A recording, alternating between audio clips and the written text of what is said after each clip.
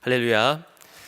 오늘 본문을 통해서 사도 바울은 거짓 사도들과 또 특별히 자기 자신을 비교하면서 참된 그리스도의 일꾼인 무엇인가, 또 자신이 참된 그리스도의 일꾼임을 증명하고 있지요.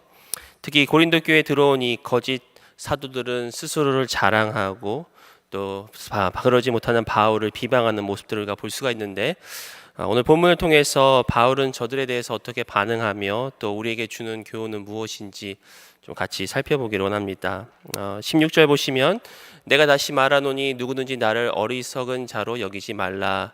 만일 그러하더라도 내가 조금 자랑할 수 있도록 어리석은 자로 받으라.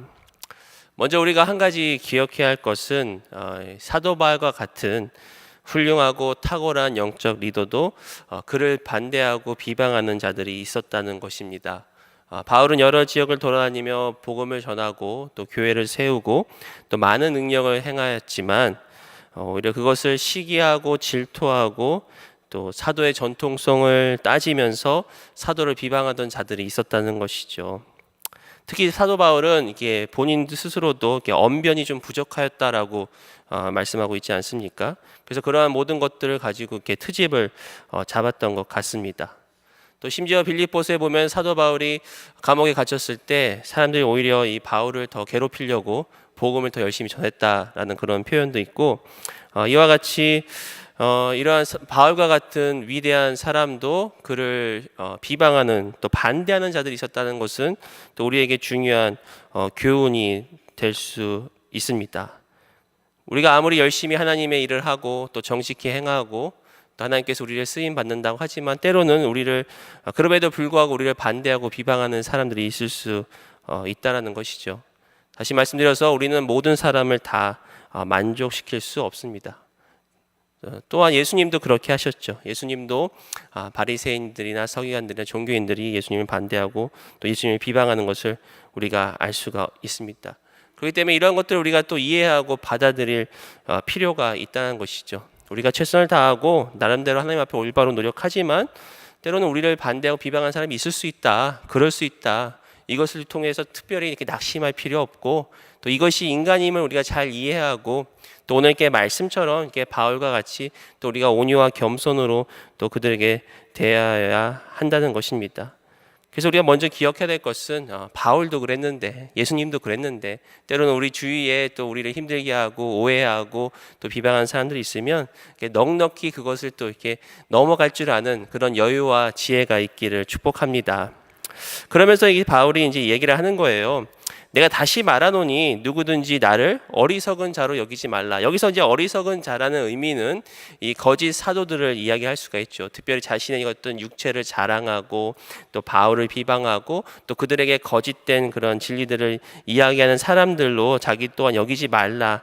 하지만 그러하더라도 내가 조금 자랑할 수 있도록 어리석은 자로 받으라. 좀 이게 표현 자체가 조금 이렇게 애매해서 깊이 묵상하면서 좀 이렇게 연구를 했는데, 바울은 물론 자기는 그런 거짓 사도들과 같은 그런 어리석은 자는 아니다. 그런데 내가 여기서 조금 나도 좀 자랑 좀 해야겠다. 왜냐하면 이 고린도 교회 성도들이 이 거짓 사도들이나 이 거짓 교사들의 말을 너무 이렇게 믿고 이렇게 잘 받아주는 거예요. 그들의 어떤 육체적인 자랑에 대해서 그들이 그냥 아무런 생각 없이 받아주니까, 그리고 그들이 육체적으로 자랑하면서 상대적으로 전혀 육체적으로 자랑하지 못하고 또 언변도 부족하고 또 우리 어제 말씀처럼 이렇게 보통 이게 거짓 사도들은 자기들이 가르쳐주고 어떤 그들에게 어느 정도 물질적인 것을 구하지만 바울은 오히려 고린도 성도들에게는 전혀 물질적인 것도 구하지 않고 세상적으로 보면 참 약하고 약한 그런 모습들을 보여주니까 이 고린도 성도들이 오히려 이 거짓 교사들을 받아들이고 이렇게 하는 모습들을 볼 때 나도 사실은 자랑할 게 있는데 내가 물론 저들과 같지는 않지만 내가 좀 이 시간에는 내가 좀 너희들에게 나도 좀 자랑을 하겠다.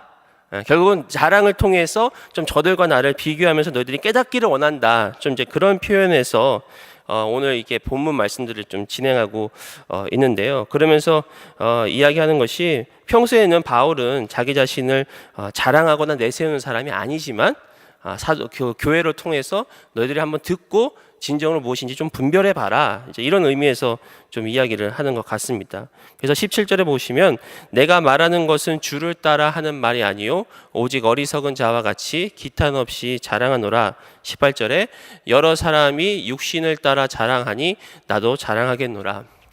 그러니까 17절에 본인이 얘기하는 거예요. 내가 이렇게 자랑하는 것이 주를 따라 하는 말은 아니다. 이 말은 무엇이냐면 바울이 비록 본인이 좀 자랑하겠다라고 이렇게 고린도 성도한테 얘기하지만 이 자랑하는 것 자체는 이게 하나님을 따라 하는 것이 아니다. 왜냐하면 예수님은 이제 겸손의 왕이시고 또 스스로 낮추시고 자기 자신보다 늘 하나님의 영광을 위해서 사셨기 때문에 그런 어떤 주님의 본을 따르는 건 아니다. 그러면서도 내가 좀 저들과 같이 좀 기탄 없이 자랑하겠다. 그러니까 이제 바울은 이 거짓 사도들이 썼던 그 방법을 본인도 쓰면서 동시에 이것은 결코 옳은 것이 아니고 이것은 결코 주님을 따라 행하는 것이 아니다라는 것을 계속해서 이제 고린도 성도들에게 이야기를 하고, 그리고 사실 오늘 본문 다 이미 읽으셨지만 진정으로 바울이 자랑하는 내용도 우리가 저들과는 다르다는 걸 알 수 있지 않습니까? 그것을 이제 우리가 말씀들을 볼 텐데, 결국은 18절의 말씀과 같이 이들은 자기 사람의 어떤 육신을 따라 자랑한다는 것이죠. 이 거짓 교사들은 자기 밖으로 드러나는 것들, 또 육신적으로 내세울 만한 그것들을 자랑하지만 결국 나도 저들과 같이 자랑하겠다. 근데 그 자랑하는 것이 무엇인지는 아직 이야기를 하고 있지 않습니다. 그러면서 얘기하면서 이렇게 자랑하는 것 자체는 예수님을 따라서 본을 받아서 이야기는 한 것 같지만 이것은 어리석은 자와 같은 것이다.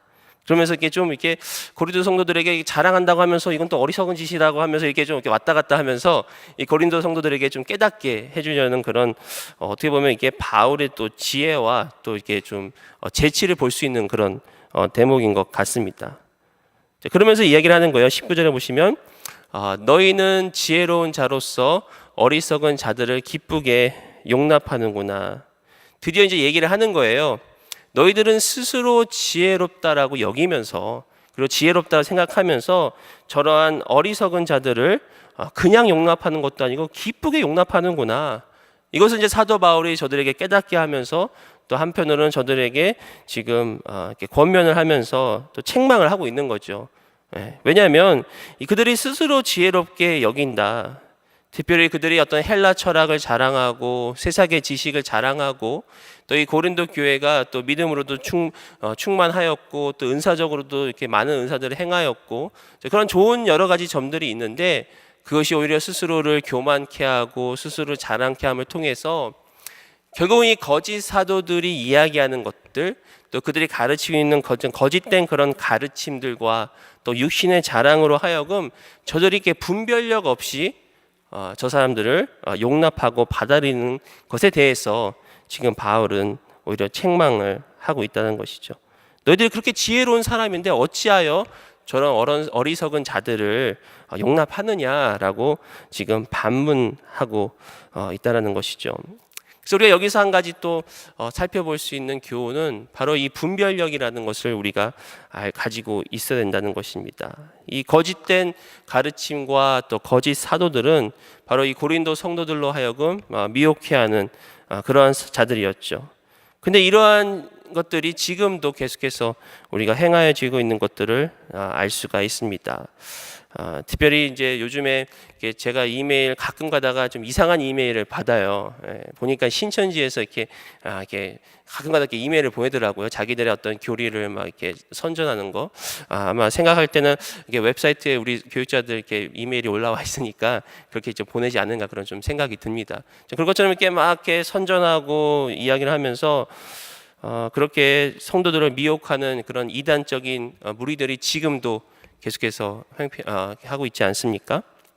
그런데 참 여러분들 다 아시지만 이런 신천지나 또 이런 좀 잘못된 그런 단체에 보면은 많은 젊은이들이 참 많이 있습니다. 그리고 굉장히 젊은이들이 열광하면서 이렇게 헌신하는 모습들을 볼 때 참 이렇게 씁쓸한 그런 마음이 듭니다. 오히려 이렇게 교회에는 젊은이들이 교회를 떠난다 그러고 또 젊은이들이 교회에서 헌신도가 낮다라고 이야기를 하는데, 오히려 그러한 모임들에는 이렇게 젊은이들이 굉장히 열광하면서 그렇게 따르는 모습들을 보면서 참 마음이 참 무겁고 참 마음이 아픈데, 우리가 이렇게 말씀에 대한 사실 우리가 다 사모함도 있고, 또 특별히 말씀의 그 홍수 시대라고 하지 않습니까? 참 많은 그런 말씀들을 참 많이 듣는데, 오히려 이러한 이단이나 잘못된 가르침에 빠지는 사람들이 적지 않다는 것이 어떻게 보면 요즘 시대의 그런 좀 아이러니한 부분이 아닌가, 그런 생각을 합니다. 그래서 좀 생각해 봤습니다. 왜 이렇게 우리가 갈수록 분별력이 없어질까? 오히려 이제 세상에는 모든 사람들에게 성경이 주어졌고, 또 성경을 풀이하는 각종 강의와 설교가 수도 없이 많은데 왜 자꾸만 이렇게 분별력을 잃어갈까라고 생각했을 때, 오히려 요즘 시대가 가면 갈수록 정확한 어떤 신학이나 또 말씀의 체계적인 교리가 부족하지 않은가, 그런 생각을 합니다. 무슨 말이냐? 대부분의 이단들이나 잘못된 가르침은 어떤 사람들의 그런 감정을 터치를 하고, 특별히 이 고린도 후서에 나오는 거짓 사도들과 같이 어떤 겉으로 드러나는 현상들, 겉으로 나타나는 은사들을, 소위 말하는 은사들과 기적들에 대해서 강조를 하면서 이게 사람들을 이렇게 미혹할 수가 있죠. 결국 이런 육체적인 것을 자랑하는 그런 모습에 열광하는, 눈에 보이는 것에 열광하는 그런 모습을 보이고 있지 않습니까? 또한 바울과 달리 거짓 사도들은 아마 언변이 좋았던 것 같습니다. 말을 잘했던 것 같습니다. 그러니까 말을 잘해서 사람들의 마음을 사로잡는 어떤 그런 기교들도 있었던 것 같습니다. 그렇기 때문에 저들을 향하여 바울은 너희들이 분별해야 된다. 참된 진리로 너희들이 돌아가야 된다. 그러면서 사도 바울의 서신들을 보면 사실 그러한 어떤 말씀의 그런 교리와 진리들을 계속해서 저들에게 전하고 있거든요. 그리고 실제적으로 우리 기독교 역사의 어떤 교리나 그런 신학들도 이러한 이단들에 대해서 계속해서 그들이 이렇게 뭐랄까요, 믿음의 선배들이 그런 교리와 신학들을 이렇게 체계적으로 만들어 가는 것을 알 수가 있습니다. 그래서 요즘 시대일수록 더 우리가 말씀을 공부하되 어떤 체계적인 말씀, 또 어떤 교리에 입각하여서 전체를 볼 수 있는 그런 안목이 좀 필요하다는 것이죠. 마침 지난 화요일 교육자 회의 때 강 목사님이 우리 목사님과 같이 말씀을 나누시면서 요즘 시대야말로 우리 만민 제사장이라고 하지 않습니까? 사실 모든 성도들이 다 말씀을 대하고 또 말씀을 공부하고, 요즘 같은 시대에 목사라고 권위 내세울 게 아무것도 없다라는 것이죠. 목사라는 직책 자체가 어떤 높고 낮음의 권위의 문제가 아니라 단순히 어떤 기능적인 문제고, 그러면서 좀 우리 부목사님들에게, 동료 목사님들에게 말씀해 주신 것 중에 하나가 목회자는, 요즘 시대의 목회자는 신학자가 돼야 된다. 그러니까 하나님의 말씀을 이렇게 체계적으로 알고 또 체계적으로 가르칠 수 있는 그런 신학자가 돼야 된다. 물론 이렇게 신학이라는 게 이렇게 딱딱하고 좀 어려운 부분도 있지만, 그렇게 말씀을 우리가 교리적인 말씀들을 잘 체계적으로 알고 또 그것을 성도님들한테 체계적으로 또 우리가 나눌 수 있을 때 결국은 진리가 우리를 자유케 하고, 결국은 진리 가운데 우리가 분별력을 가질 수 있기 때문에 그것이 요즘 시대에 우리에게 필요한 말씀이지 않은가. 수많은 말씀들이 선포되고 수많은 어떤 감동적인 그런 것들이 우리를 미혹하고 우리의 마음을 만지지만, 물론 그것이 필요하죠. 필요하지만 좀 이 말씀, 이번 주에 우리가 목회자들이 존 오웬의 그 기독론에 대해서 같이 읽었는데, 예수님에 대한 얘기만 이만큼 두껍게 얘기를 하는 거예요. 대단한 거죠. 우리는 예수님이라고 얘기하면은 이렇게, 물론 예수님 좋으신 분이고 하나님의 아들이고, 근데 별로 이렇게 할 얘기 없는 것 같은데, 상당히 이게 많은 양을 예수님에 대해서 말씀에 입각해서 이렇게 쭉 이렇게 서술하는 걸 보고, 이것이 정말 우리가 이 시대에 필요한 어떤 말씀과 또 교리와 체계적인 그런 어떤 신학적인 부분들이 필요하지 않은가. 결국 분별력이라는 것은 이제 말씀 안에서 우리가 분별을 하지만 더 나아가서는 이 말씀 안에 좀 체계가 필요하다. 그것이 진정한 지혜라는 것을 우리가 알 수가 있는데, 또 하나의 분별력은 이제 분별력을 우리가 알 수 있는 것은 20절에 보시면, 누가 너희를 종으로 삼거나 잡아먹거나 빼앗거나 스스로 높이거나 뺨을 칠지라도 너희가 용납하는도다. 그러니까 이 거짓 사도들이 겉으로는 육체를 자랑하고 멋있는 것 같고 또 사람들을 미혹하고 그들에게 좋은 것을 주는 것 같지만, 그들의 결국은 그들을 종으로 삼고 잡아먹고 빼앗고 또 스스로 높이고 뺨을 치고 학대하고, 이러한 것이 저들의 결론이다라는 걸 얘기하는데, 이게 요즘 시대에 나타나는 동일한 현상들이죠. 신천지들의 또 이야기를 들어보면은 저들이 그렇게 겉으로는 열광하고 그렇지만 결국은 더 깊이 들어가면은 저들을 조장하고 조정하고 또 학대하고 협박하고 이런 모습들, 결국은 저들에게 매여가지고 종처럼 그렇게 자기들의 어떤 영혼을 다 그냥 이렇게 말살시키는 그러한 저들의 결말을 우리가 보고 있는데, 바로 이 사도 바울이 고린도 교회 성도들에게도 동일하게 저들의 결과는 이것이다. 그러니까 우리가 분별이라는 것은 먼저는 이 전체적인 그런 어떤 체계적인 그런 말씀에 우리가 온전히 서야 되고, 체계적이라는 뜻은 뭐냐? 성경 창세기부터 요한계시록에서 동일하게 말씀하고 있는 하나님과 예수님에 대해서 우리가 알아야 되고, 그리고 두 번째는 저들의 열매로 저들을 알지니라 분명히 예수님께서 말씀하셨거든요. 그러니까 이게 주위에도 꼭 이단이 아니더라도 주위에도 좀 이렇게 좀 이상한 사람들이 가끔 있어요. 그러면 먼저는 이렇게 말씀 안에서 우리가 분별을 하고, 또 때로는 그냥 기다려보면 알아요. 기다려보면은 이렇게 열매가 나타나기 시작해요. 그 열매가 정말 하나님의 영광, 또 그리스도의 십자가를 높이 세우는가, 아니면 자기 자신을 드러내는가, 조금만 들어보면 알아요. 사실은 말씀도 마찬가지예요. 설교도요, 조금만 들어보면은 이게 정말 하나님 중심이고 예수 그리스도 중심의 말씀인지, 아니면 자기 자신을 나타내고 어떤 사람들의 그냥 감정을 이렇게 유발하는 그런 말씀인가를 조금만 들어보면 사실 알 수 있거든요. 그러니까 결과를 통해서 알 수 있죠. 그래서 하나님을 높이고 예수님을 높이는 결과는 하나님의 풍성한 축복과 은혜와 평강과 또 하나님의 그 은총이 있고요. 그러나 이런 거짓 사도들은 무엇인가가 매여 있어서, 그렇기 때문에 겉으로는 뭔가 열광하는 것 같지만 어떤 두려움이 결국 저들을 사로잡고 있거든요.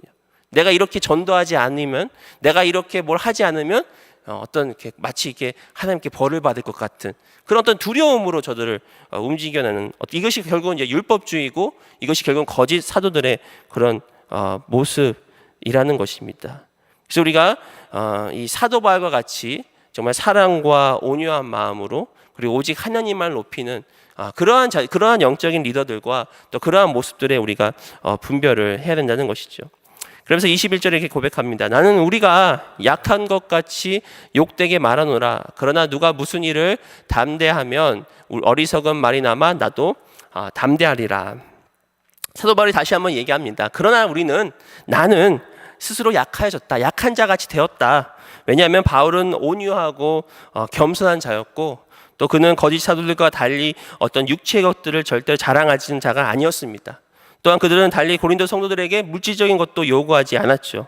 그리고 육신적으로 다투지도 않았죠. 더 나아가서는 그는 사도임에도 불구하고 사도의 권리를 행사하지 않은, 그렇기 때문에 이 거짓 사도들이 오히려 바울더러 너는 약하다, 그러면서 오히려 그를 배척하는 그런 모습들을 보이고 있는데, 그것이 결국은 내가 이렇게 약한 것 같이 얘기를 하지만 만약에 누가 무슨 일에 담대하면 어리석은 말이라마 나도 담대하리라. 결국은 저들과 같이 나도 내가 담대하게 너희들에게 좀 자랑하고 싶은 것이 있다 라고 계속해서 얘기를 하면서, 그럼에도 불구하고 이것은 어리석은 것이다 지금 계속해서 얘기하고 있지 않습니까? 그러면서 이제 사도 바울의 이제 본인을 변호하는 이제 구체적인 말씀들이 22절부터 이야기를 하고 있습니다. 22절 보시면 그들이 히브리인이냐 나도 그러하며, 그들이 이스라엘이냐 나도 그러하며, 그들이 아브라함의 후손이냐 나도 그러하며. 그래서 이제 사도 바울도 이제 자신이 이 거짓 사도들과 같이 주장하는 것 때 나도 그렇다라고 얘기를 하는데, 좀 이 말씀을 이렇게 자세히 묵상하다 보니까 히브리인이다, 이스라엘인이다, 또 아브라함의 후손이다, 무슨 말을 하고 있는 거죠? 다 같은 얘기잖아요, 그렇죠? 같은 얘기지 않습니까? 네, 히브리인이나 이스라엘이나 아브라함 후손이나 다 같은 얘기잖아요. 근데 이것을 보면서 한 가지 깨달았던 것이, 이 거짓 사도들은 이게 같은 얘기를 계속해서 이렇게 말을 바꿔가면서 이렇게 뭔가 대단한 것처럼 이렇게 뿔리는 거예요, 그렇죠? 그러니까 이 사도 바울이 이런 의도가 있었던 것 같아요. 이 22절을 얘기하면서 그들이 히브리인이냐, 이스라엘인이냐, 아브라함의 후손이냐, 나도 그런데 이거 별거 아니다 이 얘기예요. 왜냐하면 히브리인, 이스라엘, 아브라함 후손은요 자기들이 노력해서 얻어낸 공로가 아닙니다, 그렇죠? 태어난 거잖아요. 그냥 그들 유대인으로 태어난 거예요. 그러니까 자기 어떤 노력과도 상관없고 자기의 공로와도 상관없고 자기가 이루는 일도 아니에요. 그냥 태어난 거예요. 우리가 한국 사람처럼 태어난 것처럼. 그럼에도 불구하고 우리는 이게 한국 사람이라고 이렇게 자부심을 가지 않습니까? 별로 안 가지세요. 요즘에 제가 처음 이민 왔을 때는 좀 그 당시만 해도요, 아마 아실 거예요. 옛날에는 이렇게 한국 사람이란 게 좀 부끄럽다기보다 이렇게 별로 이렇게 사람들에게 내세우고 싶지 않은 그런 때가 있었어요.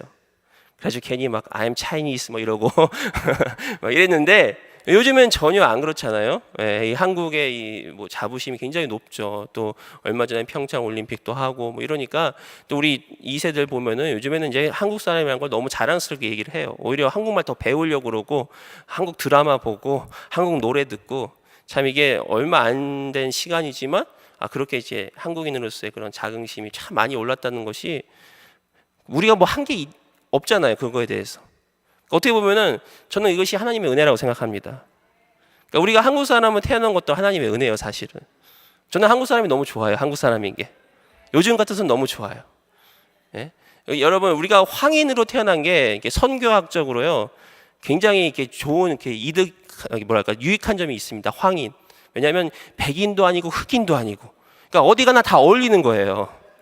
예, 우리 한국 사람들은 이게 좀 아프리카 가면은 까무잡잡해지고요. 그리고 유럽 가면 하얘져요.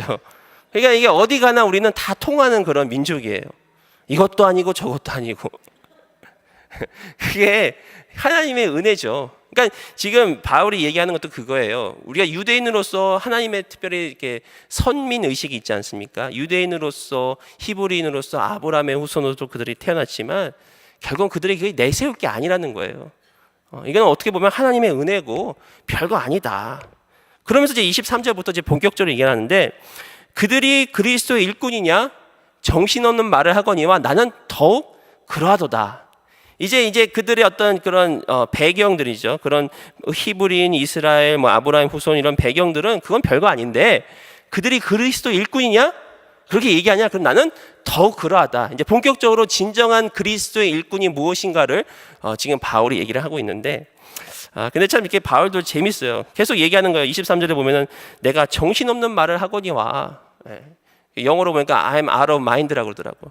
그러니까 이게 본인이 지금 계속 이게 뭔가 자랑을 해야 되는데 이게 뭔가 이게 좀 뭐랄까 민망한 거예요. 왜냐하면 이게 자랑하는 것이 하나님과 예수님은 그런 어떤 예수님의 마음은 아닌데 하도 이 고린도 성도들이 이렇게 말귀를 못 알아듣고 정신을 못 차리고 저런 사람들 미혹하니까 나도 좀 저들과 같은 입장에서 좀 얘기를 하겠는데 근데 내가 참 이게 참 민망하다. 이게 정신없는 말을 내가 하고 있다. 약간 좀 그런 표현인 것 같아요. 굉장히 이게 바울이 참 이렇게 오늘 이렇게 말씀을 이렇게 보면서 참 재밌게 이렇게 좀 말씀을 봤는데 그러면서 이제 본격적으로 그리스도의 일꾼이 무엇인가라고 얘기하는 거죠. 내가 수고를 넘치도록 하고 옥에 갇히기도 더 많이 하고 매도 수없이 많고 여러 번 죽을 뻔하였다. 자, 그가 결국은 이렇게 지금 16절부터 22절까지 쭉 얘기를 하면서 어떻게 보면 16절부터 22절까지는 좀 이렇게 서론된 부분이거든요.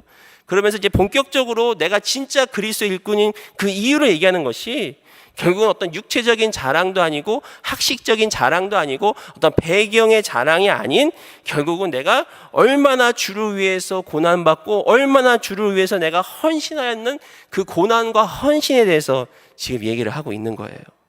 그러니까 고린도 성도들은 그 거짓 사도들의 어떤 겉으로 드러나는 모습들에 그들이 미혹되었지만 진짜 하나님의 일꾼이라면 바로 이 사도들과 같이 더 나아가서는 결국은 예수 그리스도의 그 십자가 그 고난과 예수 그리스도의 그 십자가의 그 헌신과 희생과 같이 그 길을 걸어가는 좁은 문 좁은 길로 걸어가는 그러한 사람이야말로 진정한 그리스도의 일꾼이다. 할렐루야. 그러한 그리스도의 일꾼이 되시기를 축복합니다. 그러면서 그가 얘기하는 거예요. 수고를 넘치게 하고 옥에 갇히기도 하고 또 매도 수없이 맞고 죽을 뻔하고 또 24절에 보니까 유대인들에게 40에서 하나 감한 매를 5번씩 맞았다. 신명기 25장에 보니까 보통 이게 이제 그 매를 뜻하는 것이 이제 태형이죠. 태형을 얘기하는데 태형은 40대까지만 이렇게 허용이 되었어요. 왜냐하면 이게 40을 넘기면 사람에게 생명이 위태로울 수 있기 때문에 딱 40까지만 때려라. 근데 재미있는 것은 이 유대인들은 40에서 하나 가만 39번을 때렸다 이렇게 고백하고 있지 않습니까? 이게 뭐냐면 왜 일부러 39번을 하느냐?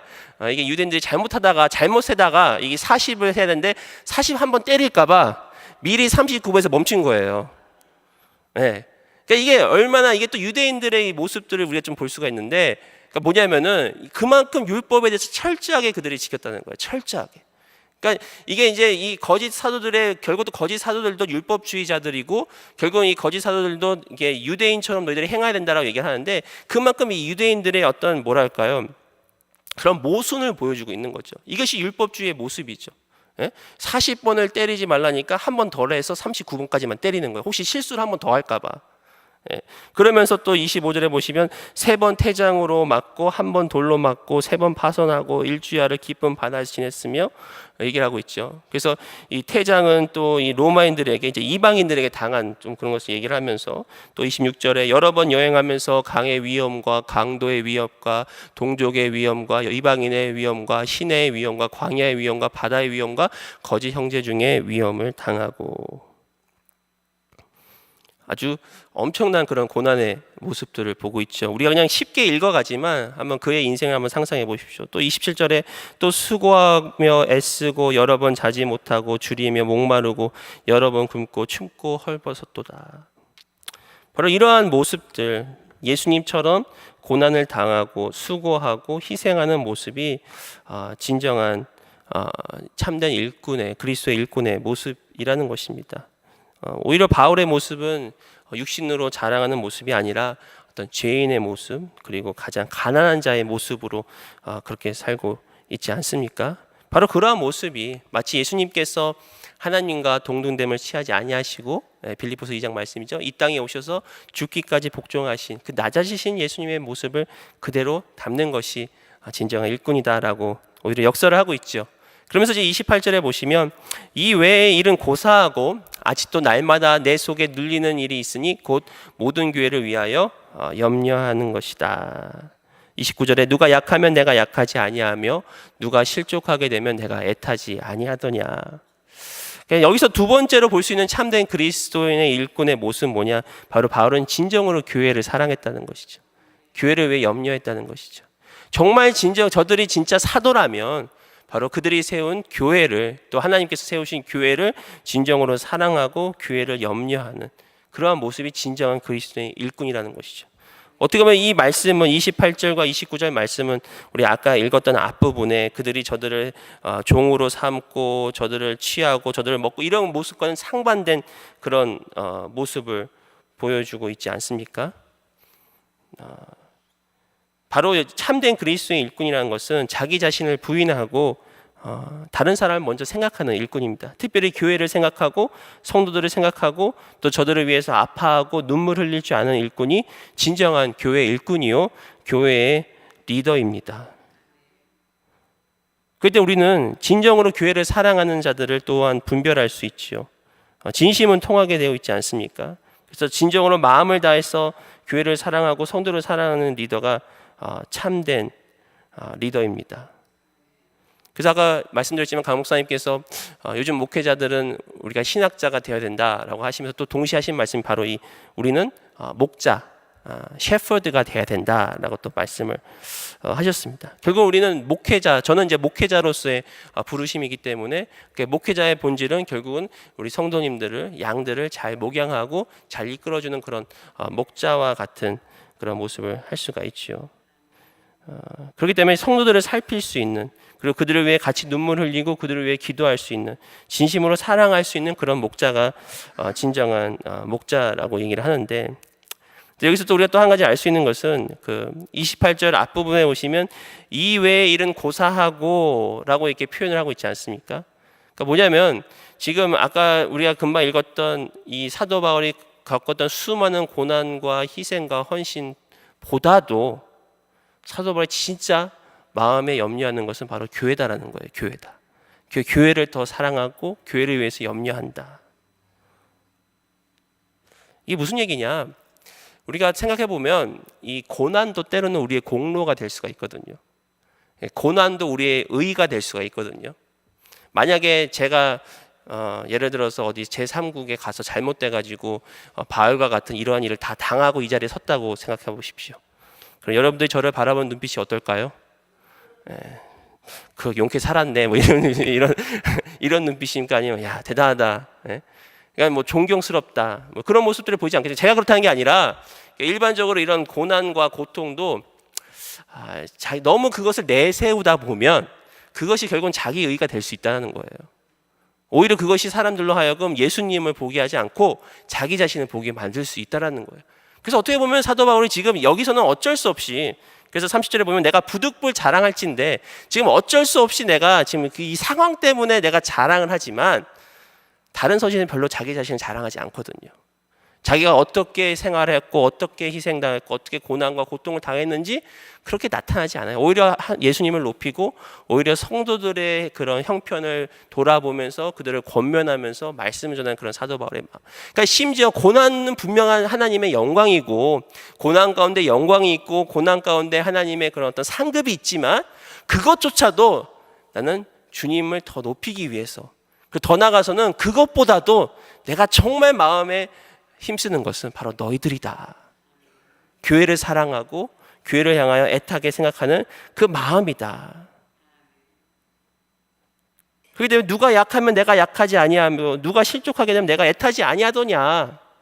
얼마나 이 바울이 지금 답답했으며, 사랑하는 고린도 교회, 여러분 아시면 우리가 고린도 전서와 고린도 후서와 계속해서 이어지고 있는 어떤 고린도 교회의 그런 문제들, 그리고 그 문제들을 향하여 쓰고 있는 이 바울의 안타까운 그 마음과 그 사랑이 지금 계속해서 이 고린도 전서와 후서를 통해서 묻어나고 있는데, 그렇기 때문에 지금 한 번 더 얘기를 하는 거예요. 내가 정말 이렇게 자랑하는 건 정말 민망하고 무안하지만 그럼에도 불구하고 내가 너희를 사랑하기 때문에, 그리고 너희를 향하여 내가 염려하기 때문에 지금 내가 부득불 내가 자랑을 하는데, 그러면서 나의 진정한 자랑은 뭐냐? 바로 나의 약한 것이다 라고 얘기를 하고 있죠. 30절에 보시면 내가 부득불 자랑하신데 내가 약한 것을 자랑하리라. 그래서 결국은 사도 바울이 그런 온유와 그 겸손의 모습으로 성도들을 권하고 또 성도들 앞에 약한 모습으로 보이지만 그것이 결국은 자랑이죠. 왜냐하면 그것을 통해서 오직 예수 그리스도만이 높아지기 때문이라는 것이죠. 우리가 고린도후서 이제 내일 말씀 볼 12절에는 이제 우리가 너무나 잘 알고 또 많은 그 은혜가 되는 말씀인 줄 믿습니다. 그래서 31절에 주 예수의 아버지 영원한 찬송할 하나님이 내가 거짓말 아니하는 것을 아시느니라. 그래서 바로 우리의 하나님, 또 특별히 예수 그리스도의 아버지, 또 영원히 찬송할 하나님이 내가 거짓말 아니하는 것을 아시느니라. 그러니까 바울이 정말 이 어떤 믿음의 확신 가운데서 특별히 정말 자신의 어떤 부족하죠, 연약하죠. 그럼에도 불구하고 저들을 향한 그 마음, 그리고 내가 진정으로 약한 것을 자랑하는 그 마음, 바로 하나님이 아신다라고 이렇게 고린도 성도들에게 말씀을 하고 있습니다. 그래서 우리 사랑하는 성도 여러분, 우리가 다시 한번 참된 그리스도의 일꾼이 무엇일까?